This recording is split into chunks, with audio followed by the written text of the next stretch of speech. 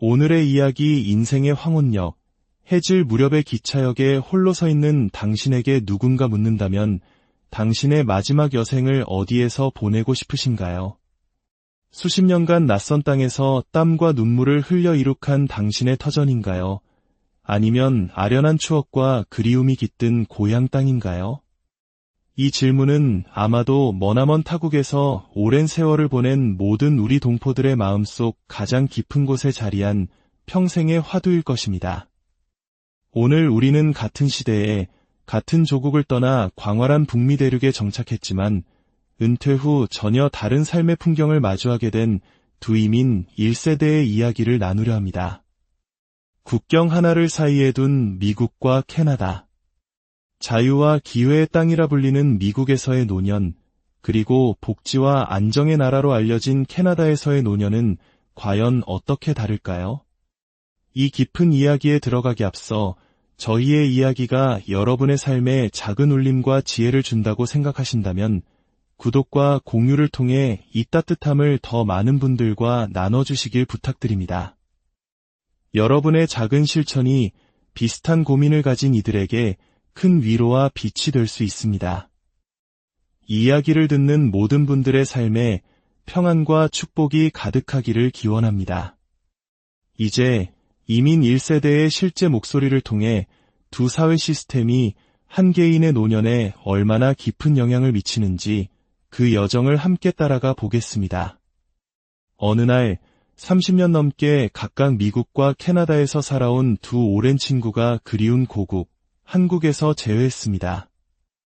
은퇴를 앞두고 삶의 다음 장을 고민하던 두 사람은 서로의 살아온 이야기를 나누다 문득 깊은 사실을 깨달았습니다.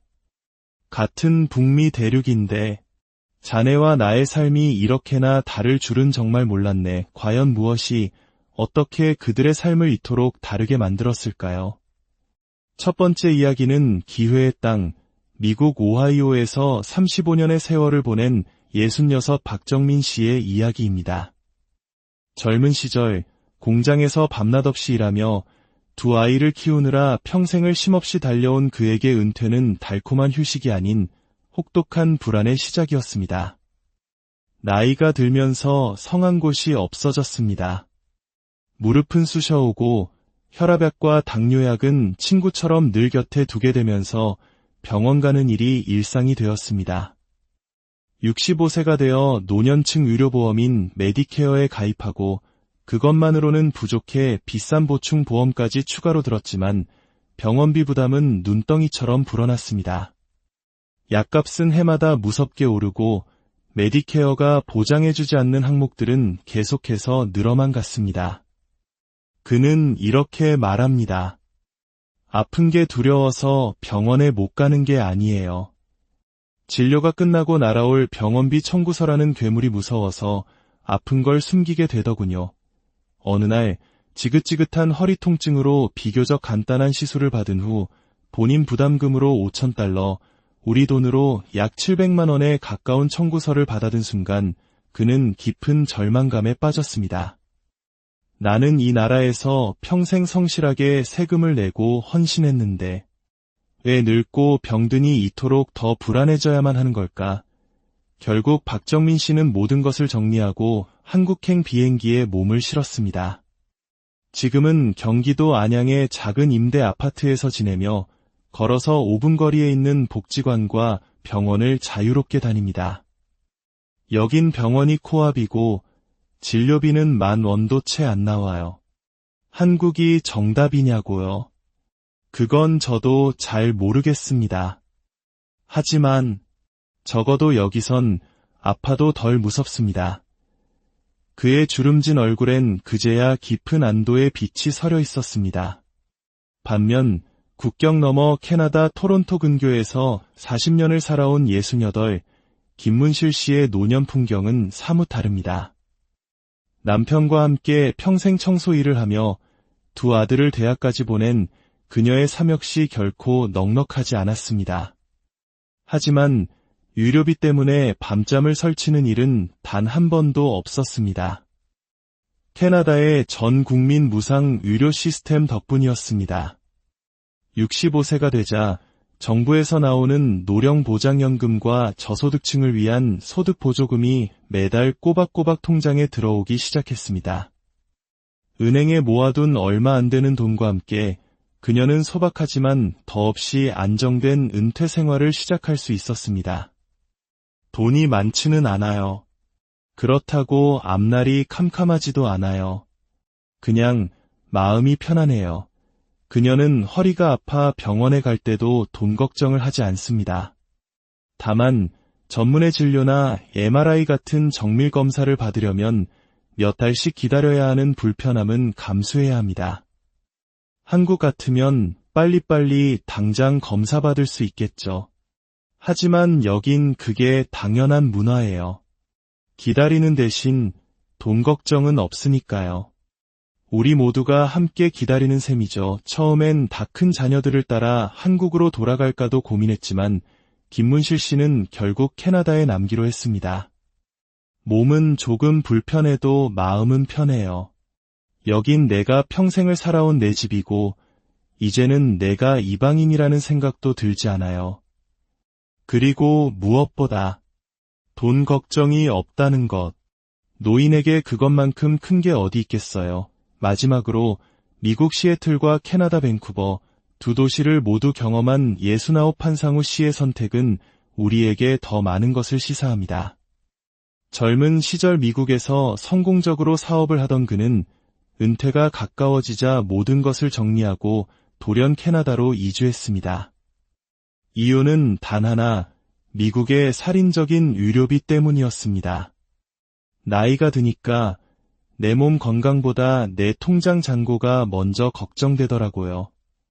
미국에서는 언젠가 병원비 때문에 평생 일군 집을 팔아야 할지도 모른다는 공포가 늘 마음 한구석에 있었어요. 캐나다는 불편한 점은 있어도 적어도 그런 공포는 없더군요. 그는 지금 캐나다의 느긋한 삶에 완전히 익숙해졌습니다. 종종 한국을 방문하지만 다시 미국으로 돌아갈 생각은 추호도 없습니다. 속도나 편리함은 단연 미국이 최고였죠. 하지만 모든 것을 내려놓은 은퇴한 노인에게는 돈보다 중요한 게 바로 안심이더라고요.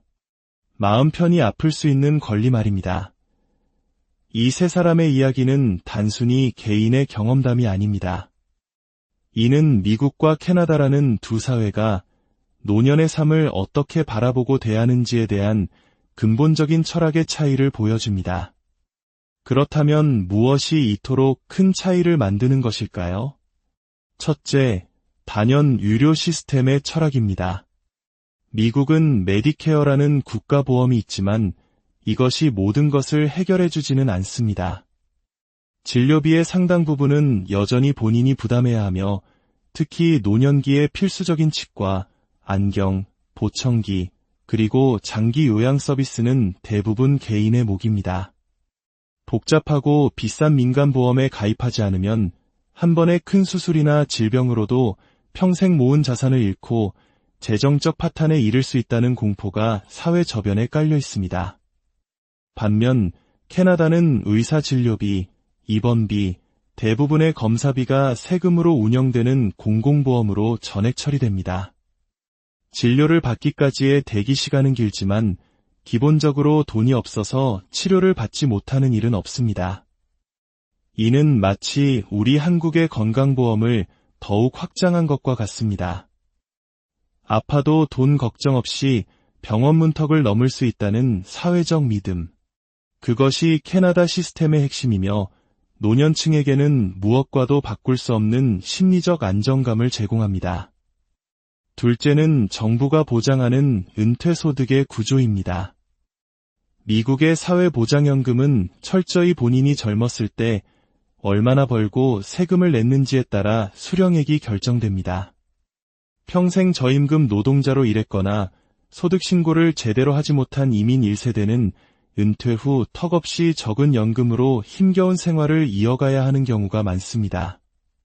각자 도생의 원칙이 노후에도 냉정하게 적용되는 셈입니다. 그러나 캐나다는 거주 기간 요건을 채운 모든 노인에게 노령보장연금을 기본으로 지급하고 소득이 낮은 은퇴자에게는 정부가 추가로 소득 보조금을 현금으로 지원합니다. 젊은 시절 자산을 많이 모으지 못했더라도 국가가 최소한의 인간다운 삶, 존엄성을 지켜주는 든든한 안전망이 존재하는 것입니다. 셋째는 삶의 기반이 되는 커뮤니티와 사회 구조의 차이입니다. 미국은 광활한 영토만큼이나 도시가 흩어져 있고 은퇴 후에는 교외 주택에 거주하는 경우가 많습니다. 차가 없으면 병원이나 마트에 가는 것조차 어렵고 이웃과의 교류도 쉽지 않아 사회적 고립에 빠지기 쉽습니다. 한인 커뮤니티 역시 대부분 교회를 중심으로 형성되어 종교가 없는 이들은 소속감을 느끼기 어려운 구조이기도 합니다. 이에 비해 캐나다는 다문화주의를 국가 정책으로 표방하는 만큼 다양한 소수민족을 위한 커뮤니티 지원이 활발합니다. 토론토나 밴쿠버 같은 대도시에는 정부 지원을 받는 한인 복지회관, 시니어 센터, 노인정 등이 활성화되어 있어 언어 문제 없이도 다양한 프로그램에 참여하고 친구를 사귈 수 있습니다. 한국어로 된 통역 서비스나 건강 세미나도 꾸준히 열립니다.